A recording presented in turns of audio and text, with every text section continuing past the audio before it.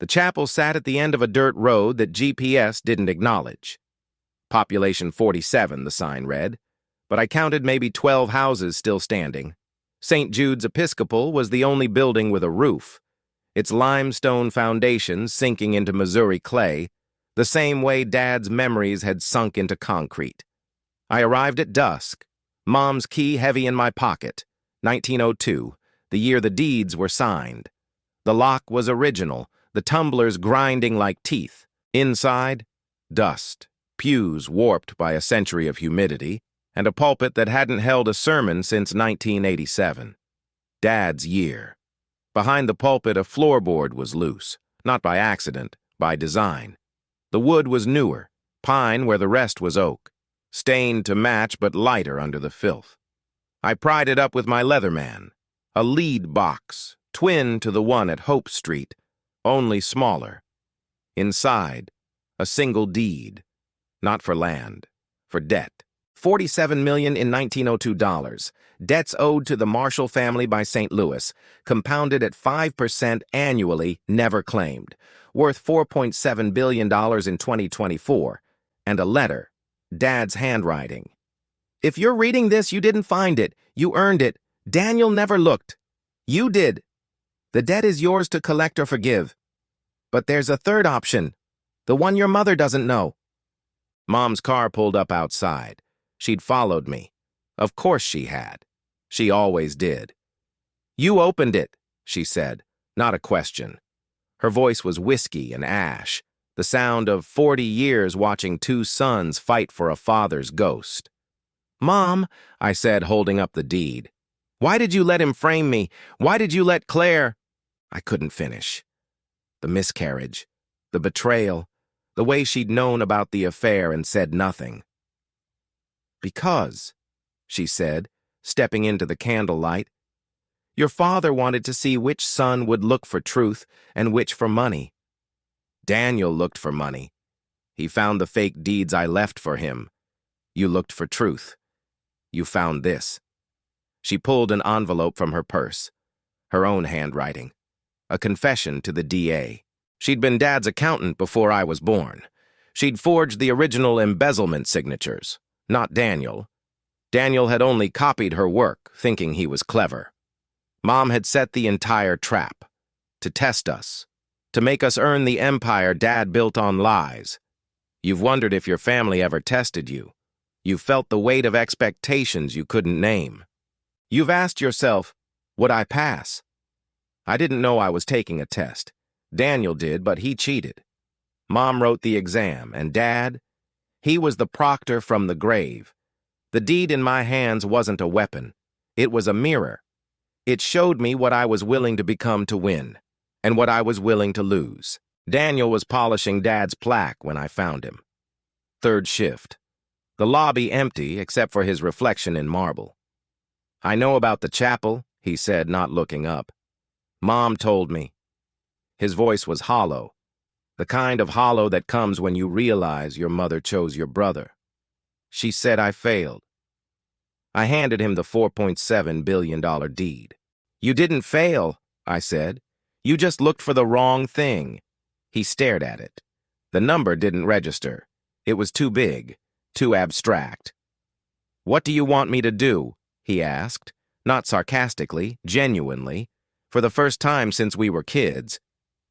I want you to run Marshall Construction, I said, but not the way Dad did, not the way I would, the right way. Claire called that night. Her voice was different, clear. I miscarried because I was going to name him Daniel, after your brother, because I thought he was the strong one. The silence between her words was heavier than the debt. I was wrong. You were strong. You just weren't cruel. I couldn't live with the cruelty. So I left. So did the baby. The baby that wasn't mine. The baby that was Daniel's. The miscarriage that wasn't stress, it was choice. She'd terminated it when she learned about the frame, when she learned Mom had written the confession, when she learned the entire marriage was a loyalty test she was never meant to pass. I don't want forgiveness, she said. I want you to erase me from the Marshall legacy. I was never part of it. I was a pawn. So was he. Mom sat at the kitchen island when I got home. The mahogany box open. The $4.7 billion deed on the marble. You have a choice, she said. Collect the debt, crumble St. Louis, build an empire bigger than Dad's, or forgive it. She slid a second document across. A dissolution of Marshall Construction. Or erase it all. I stared at her. Why? I whispered. Because your father built this on blood and lies. I helped, and I watched what it did to my sons. Daniel became him. You became me, and I became a ghost. The money isn't a fortune, it's a burden. The test wasn't who would find it. It was who would know what to do with it. She stood, kissed my forehead like she hadn't since I was 7, and left. The key stayed. The choice stayed. I didn't stop with Daniel. That would have been petty. I tracked down every family whose lives he'd ruined with his corporate raids. The Hendersons lost their hardware store in 19. The Chen family, forced to sell their restaurant in 20. I bought their debts from the banks, all of them, $2.3 million exactly. I forgave every penny. One condition. They had to mentor Daniel during his janitor shifts. Teach him what it means to rebuild what you never should have broken. Last Tuesday, Mrs. Chen brought him dumplings. He cried. I watched from the security feed. It was the first time I'd seen my brother cry since Dad's funeral. Mom died 6 months later. Not from illness, from relief. She left a final letter. I forged the signatures. I wrote the confession. I set the trap. But you were the only one who understood. The test wasn't about the money. It was about the mercy.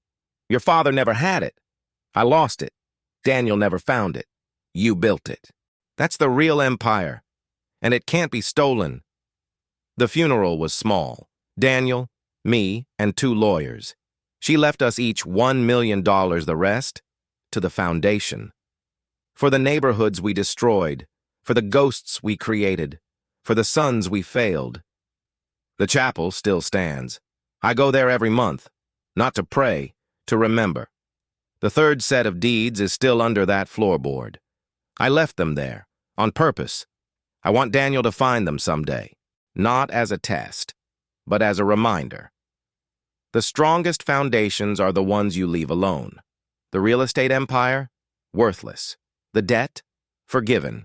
The family, broken. The mercy, priceless.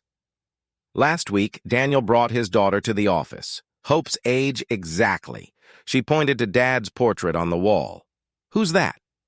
Daniel looked at me. I looked at the portrait. That's your grandfather, I said. He built foundations, but he never learned how to leave them alone. The little girl, named Grace, because Daniel learned something after all, whispered, "Maybe we can learn for him." I think we can.